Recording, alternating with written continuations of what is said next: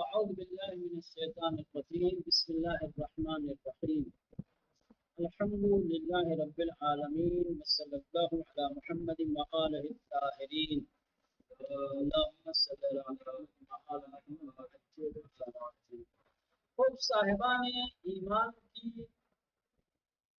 صفات اور خصوصیات کے بارے میں بحث چل رہی تھی. اللہ نے سورہ مبارکہ انفال کی دوسری، تیسری، چوتھی ان تین آیتوں کے اندر 5 اہم صاحبان ایمان کی خصوصیات کا ذکر کیا ہے، جن میں سے 3 کا تعلق یا 3 خصوصیات باطنی اور روحانی اور معنوی پہلو رکھتے ہیں. ٹھیک، اور 2 خصوصیات ایسے تھے کہ جن کا تعلق انسان کے خارج سے ہے. ٹھیک، اس کے بعد یہ پہلی جو خصوصیت تھی کہ اذا ذکر اللہ وجلت قلوبہم، صاحبان ایمان کی جو پہلی خصوصیت تھی ان کے سامنے جب اللہ کو یاد کیا جاتا ہے، جب اللہ کا تذکرہ ہوتا ہے تو ان کے دل میں خوف پیدا ہوتا ہے. ٹھیک، اگر صاحبان ایمان کے دلوں میں یاد خدا سے خوف پیدا ہوتا ہے، اس خوف کا سرچشمہ کیا ہے، خوف کی وجہ کیا ہے، کیوں صاحبان ایمان کے دلوں میں یاد خدا سے خوف پیدا ہوتا ہے؟ تو کہا تھا کہ صاحبان ایمان کے دلوں میں خوف کے پیدا ہونے کی 2 وجہ ہو سکتی ہیں. نمبر 1، احساس مسئولیت. بولا نا، احساس مسئولیت. خدا کے مقابلے میں صاحبان ایمان اپنے وظائف اور اپنی ذمہ داریوں کو اس قدر سنگین سمجھتے ہیں کہ وظائف اور فرائض کو انجام دینے کے باوجود بھی اپنے آپ کو مقصر سمجھتے ہیں. کہتے ہم نے نماز تو پڑھ لی لیکن نماز کا حق ادا نہیں ہوا، روزے تو ہم نے رکھ لیے لیکن روزے کا جو حق تھا، خدا کی بندگی کا جو حق تھا، وہ اللہ نے جو بھی فرائض اور وظائف ہمارے ذمے رکھے ہیں، ہمارے دوست پہ رکھے ہیں، ٹھیک ہے، ان کو ادا کرنے کے بعد بھی مولانا اپنی مسئولیت کی ادائیگی میں ہمیشہ اپنے آپ کو مقصر سمجھتے ہیں. احساس مسئولیت ان کے اندر خوف پیدا کرتا ہے. ٹھیک ہے، یا دوسری چیز وہ کیا ہے، دوسری وجہ جس کی وجہ سے صاحبان ایمان کے دلوں میں خوف پیدا ہوتا ہے، وہ ہے اللہ کی بزرگی، اس کی عظمت کی معرفت اور اس کا ادراک. خدا کی بزرگی، اس کی کبریائی، اس کی عظمت، اس کی شان، اس کی منزلت کا ادراک ان کے دلوں میں خوف ایجاد کرتا ہے. پھر ایک مثال بھی دی، یہ کیسے ہو سکتا ہے کہ انسان اگر کسی کی معرفت حاصل کر لیتا ہے، کسی کی عظمت، کسی کی شان، کسی کی منزلت کا ادراک کسی کے دل میں خوف کا سبب کیسے بن سکتا ہے؟ تو ایک مثال دی تھی مولانا کہ اگر کوئی واقعہ ہر پہلو سے، ہر جہت سے باعظمت شخصیت رکھتا ہے، عظیم انسان ہے، عظیم ذات ہے، آپ جب اس سے ملاقات کے لیے، اس کے دیدار کے لیے جب آپ اس کے سامنے جائیں گے تو اس کے منزلت اور اس کے مقام اور اس کے عظمت کا ادراک آپ کے اندر طبیعی طور پر خوف پیدا کرے گا. یہاں تک کہ جب آپ گفتگو کریں گے تو آپ کی زبان میں لکنت آ سکتی ہے. کبھی کبھی تو ایسا ہوتا ہے کہ انسان ایک موضوع، ایک عنوان سوچ کر کے جاتا ہے کہ اس سے اس موضوع پہ گفتگو کرنی ہے، اس عنوان پہ بحث کرنی ہے، بھول جاتا ہے انسان عنوان اور موضوع. سمجھ رہے ہیں؟ کہ یہ اس طریقے کے جو خوف ہے، یہ جو ڈر ہے، وہ ڈر کے عظمت کا عکس العمل ہے، عظمت کے ادراک کا نتیجہ ہے. جب آپ اللہ کی عظمت کو پہچان لیں گے، اللہ کی عظمت کا اگر آپ کو ادراک ہو جائے گا تو درد کے عظمت کا نتیجہ یہ ہوگا کہ آپ کے دل میں خوف پیدا ہوگا، آپ کا دل لرزے گا۔ میں مثال دیتا ہوں تاریخ سے۔ آپ نے سب نے انبیاء خصوصاً معصومین علیہ السلام کی سیرت عبادی پڑھی ہے۔ ان کی عبادت کا جو طریقہ تھا، جو روش تھی، جس انداز سے عبادت کرتے تھے، تمام اماموں کی سیرت عبادی میں ایک چیز جو مشترک آپ کو ملے گی وہ یہ ہے کہ عبادت کے وقت سراپا لرزتے تھے، کانپتے تھے، خوف کے عالم میں نماز پڑھتے تھے، مسلح پہ آتے تھے تو ان کے وجود میں ایک لرزش ہوتی تھی۔ کیوں ہوتی تھی؟ گنہگار تھے،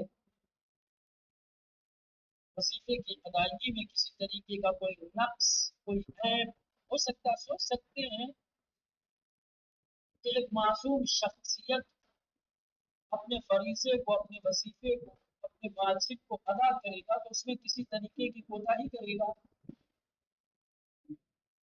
کوئی خطا کرے گا، اس سے کوئی لفظی شعور نہیں۔ پھر عبادت میں یہ خوف کیوں آخر؟ مولانا آپ سب کے رسول خدا کی دیکھ لیں، حیات کیا کرتے، سورہ عبادی آپ جا کے پڑھی، آپ کو تعجب ہوگا۔ جناب سیدہ کی سورہ عبادی آپ جا کر کے پڑھی، امام حسن مصطفیٰ علیہ السلام کی پڑھی، امام حسین علیہ السلام کی پڑھی، امام حسین العابدین، تمام پانی دیکھتے تھے، لرزتے تھے، وضو کرتے تھے، چہرے کا رنگ متغیر ہو جاتا تھا، مصلے پہ آتے تھے، یہاں تک کہ کبھی کبھی بے ہوش ہو جاتے تھے، بس کھا کر کے گر جاتے تھے۔ اس طریقے سے زہریلا سانپ کسی انسان کو ڈس لے تو انسان کے اندر ایک بے چینی اور اضطراب پیدا، درد سے کراتا ہے اور شدت درد سے روکتا ہے کہ اس طریقے کی کیفیتیں ان کے اندر ہوتی تھی۔ کیوں ہوتی تھی؟ میں در کی عظمت کی وجہ سے، در کے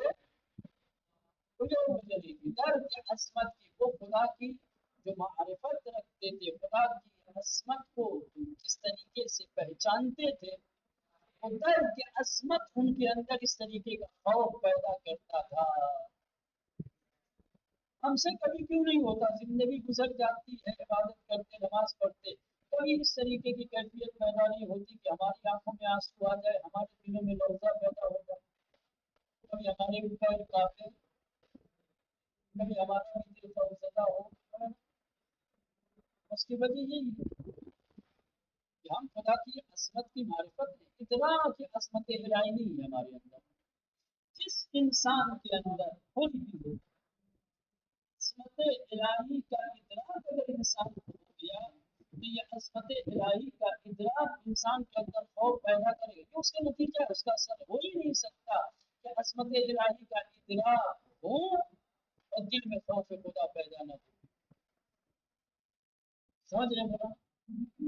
تو یہ دوسری وجہ جو صاحبان ایمان ہوتے ہیں عظمت الہی کا ادراک رکھتے ہیں، اور یہی عظمت الہی کا ادراک ان کے دلوں میں خوف پیدا کرتا ہے۔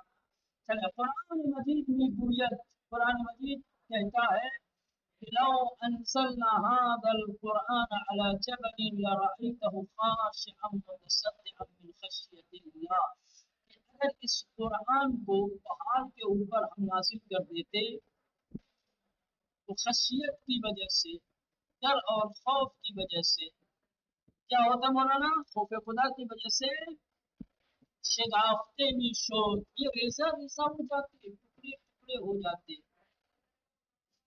یا دوسری آیت میں ارشاد ہوتا ہے انما یخشی اللہ من عبادہ العلماء، کہ بس اللہ کے وہ بندوں میں سے علم رکھنے والے لوگ سے ڈرتے ہیں۔ وَبِإِن تَرْتِیب پیبندی میں یعنی آگاہی و خوف ہموارے برقرار ہے۔ تو کہہ رہے کہ مولانا علم و آگاہی اور خوف کے درمیان ایک رابطہ ہے، ایک رشتہ ہے۔ समझ रहे हैं, जहाँ इल्म और आगाही होगी वहाँ खौफ। कहने का मतलब ये है कि पहाड़ जो पत्थरों से बना हुआ होता है, जो बेजान होता है, समझ रहे हैं। कुरान कह रहा है कि अगर इस कुरान को पत्थरों के पहाड़ पे भी नासिब कर दिया जाता तो खौफ खुदा से ये पत्थर भी टुकड़े टुकड़े हो जाते। यानी अगर पत्थरों को भी आगाही दे दी जाती और आगाही के बाद नासिल किया जाता तो बेजान पत्थर भी खशीम खुदा से लड़क जाते, टुकड़े टुकड़े हो जाते। तो ये जो इंसान जानदार है, जिस्म जान है इनके अंदर, इनके अंदर अगर मार्फत हो जाए खुदा की, इनके अंदर अज़मत इलाही का इदराक आ जाए तो ये खौफ खुदा से क्यों नहीं डरते। पत्थर पास पास हो सकता है, पत्थर टुकड़े टुकड़े हो सकता है, इंसान लरसेगा भी नहीं, इंसान के दिल में खौफ भी नहीं पैदा हो। और फिर ये कलमे हस्र लगा के इन नमा बस यख्शल्लाह, अल्लाह से डरते हैं, मिन इबादिही, उसके बंदों में से उलमा। क्यों उलमा डरते हैं, बाकी लोग क्यों नहीं डरते भाई? सब तो उसी के बंदे हैं, सबका खुदा वही है, सबका खालिक वही है, सबका राज़िक यही वही है। इबादत करने वाले और भी हैं, बड़े बड़े आबिद हैं, साहिद हैं, बादशाह हैं, मौलाना, लेकिन किसी के लिए कुरान ने नहीं कहा कि ये अपने रब से डरते हैं, इनके दिल में खौफ खुदा होता है। लेकिन जिनके पास इल्म आगाही है उनके लिए कलमे हस्र लगा करके कहा है कि ये अल्लाह से डरते हैं। लेकिन ये कुरान है, हकीकत है। अब देखेंगे तो बंदों में से सबसे कम जो लोग अल्लाह से डरते हैं वो उलमा है। हो सकता है कुरान कह रहा है कि जिनके पास इल्म और आगाही के बंदों में से बस वही अल्लाह से डरते हैं। अल्लाह से डरने वाले साहिबान इल्म लोग हैं। लेकिन अगर आप समाज और माशरे में देखेंगे, हकीकत हाल में जब आप नजर डालेंगे तो आपको अल्लाह के इस फरमान और इस हुक्म के बिल्कुल बरखिलाफ नजर आएगा।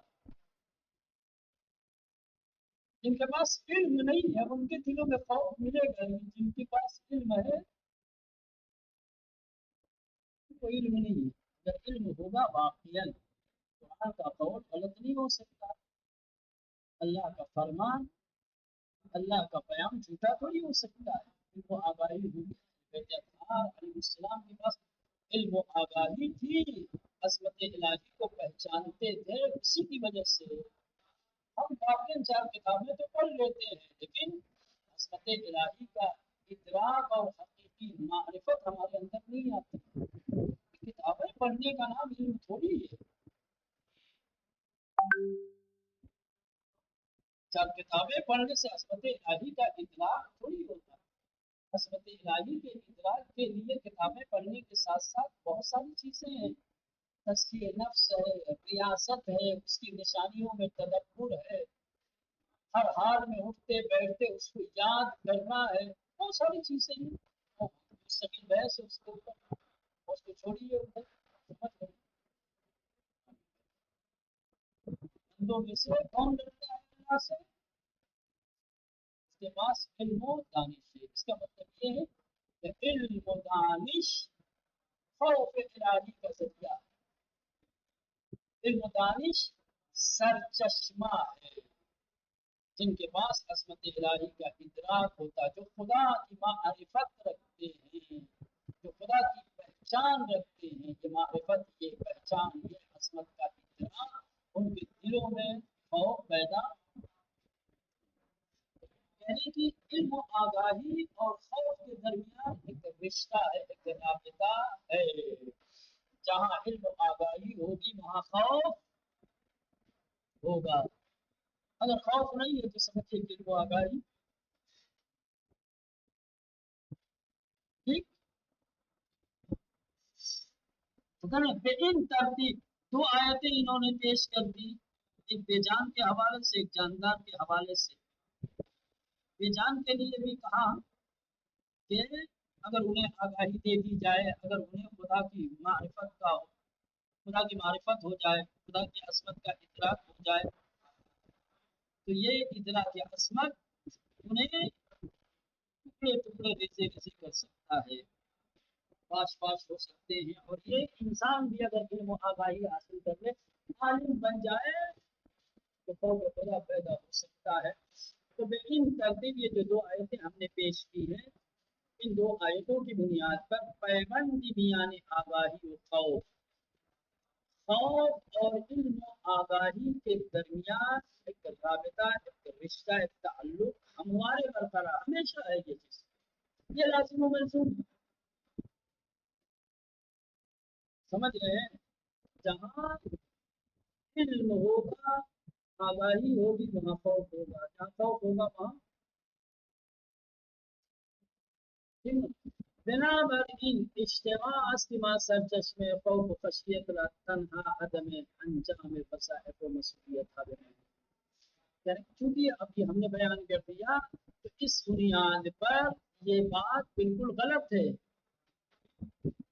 कि खौफ व खशियत का सरचश्मा और उसकी वजह सिर्फ और सिर्फ वज़ाइफ की अदम अंजाम देही या मसूलियत को सही तरीके से अदा न करना हो। ऐसा नहीं है कि सिर्फ वज़ाइफ को अंजाम न देने, मसूलियत को सही तरीके से बजा न लाने की वजह से सिर्फ खौफ पैदा हो, ऐसा नहीं है। बल्कि इससे बड़ी चीज़ है, कभी कभी ऐसा होता है कि इंसान अपने फरीज़े और वजीफे को सही तरीके से अंजाम नहीं देता, फिर भी मुतमईन होता है कि सही तरीके से अंजाम न दे करके मुतमईन होता है। समझ रहे हैं? लेकिन जहाँ इल्म आगाही होगी, वहाँ खुसूसन खुदा के मुकाबले में इत्मीनान नहीं होगा। समझ रहे हैं? वहाँ तो ये जो दो चीजें बयान की है, वो ये कहना चाहते हैं कि साहिबान ईमान के दिलों में जिक्र इलाही की वजह से जो खौफ पैदा होता है, इस खौफ के दो रास्ते, दो वजह, दो सरचश्मे हैं। या तो मसूलियत को सही तरीके से अंजाम न देने की वजह से, अपने आप को मुकस्सिर समझने की वजह से, या असमत के इदराक की वजह से।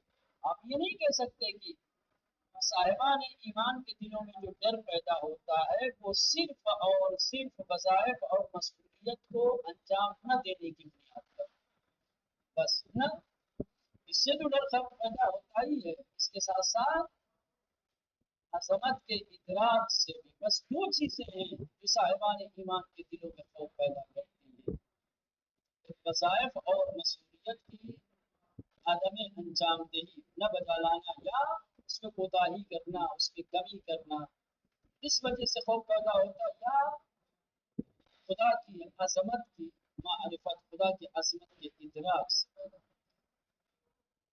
तो ये पहली जो सिफत थी वो तमाम हो गई मौलाना। कौन वाली? जब याद खुदा किया, जब खुदा की याद आती है, जब खुदा का जिक्र किया जाता है, जब जिक्र इलाही उनके सामने होता है, तो वजलत कुलूबुहुम, उनके दिल में खौफ पैदा हो जाता है। अब जो दूसरी सिफत है, क्या है? तकमील ईमान या तकामुल ईमान वाली है। चले, वक्त तमाम हो गया है कि आप ये सिफत को अगर जो है तफसील के साथ पढ़ेंगे, इस तरीके से इन्होंने यहाँ पे बयान किया है, तो अधूरी रह जाएगी बात।